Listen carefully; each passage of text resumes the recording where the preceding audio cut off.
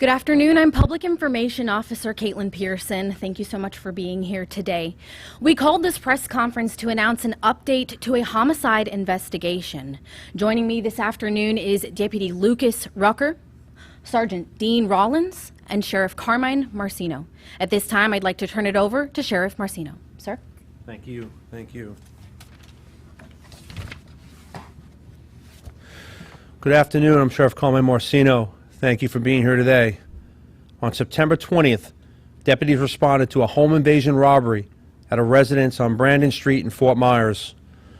Upon arriving on scene, deputies discovered two suspects, armed with guns, invaded the victim's home to terrorize and rob them. Deputies discovered one suspect shot, dead, while the other suspect fled the scene. The decedent was identified as Robert Mosley. Our investigation revealed both suspects, armed with guns, forcefully entered the home through the rear door. One of the suspects held several victims at gunpoint, while the other suspects searched the home. The other suspect searching the home encountered another resident and shot them. After hearing the gunshot, another resident armed with a handgun came out of his bedroom and shot and killed the suspect that had just shot his family member.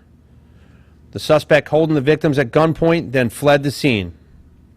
Detectives from our major crime unit immediately went to work, utilizing witness statements, advanced investigative techniques, and resources such as the Real-Time Intelligence Center.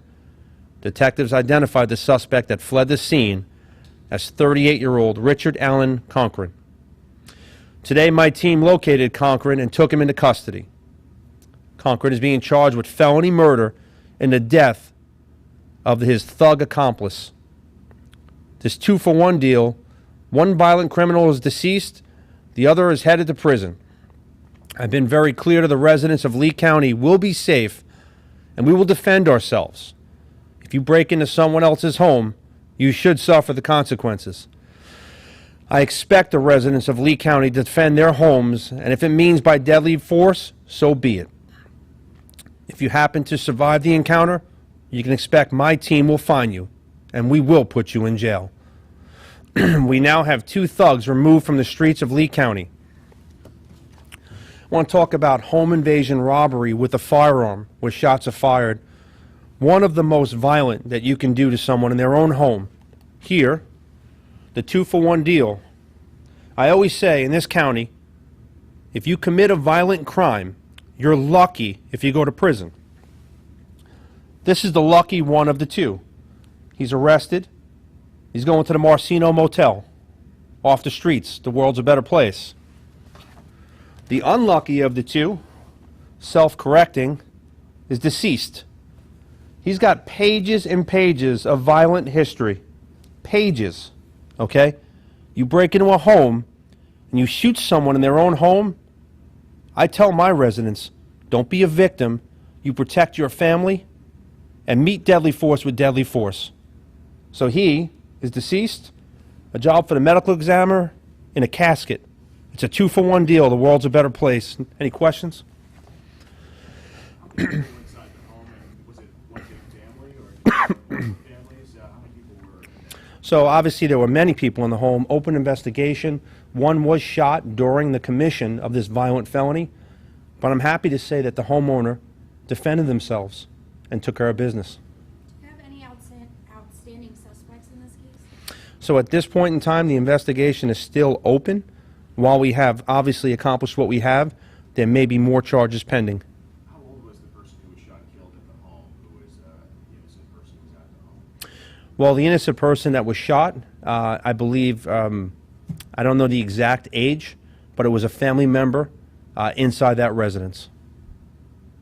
And for the people, did you arrest him from his home this morning? No, so after he fled the scene, I'm very proud of the police work. Our detectives and our patrol division went to work with our fugitive warrants and our narcotics. We started knocking on all doors, gathering intelligence, and as you can see, that reveals Marceno Motel. He goes directly to it, and he's not going to leave.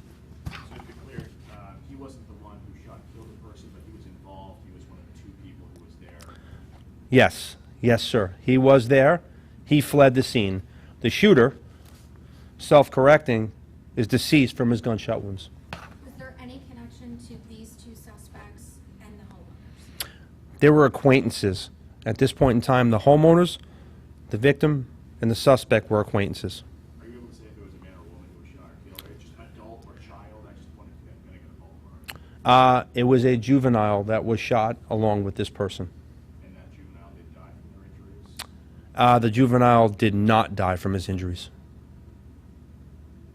Thank you for being here. Thank you. Thank you.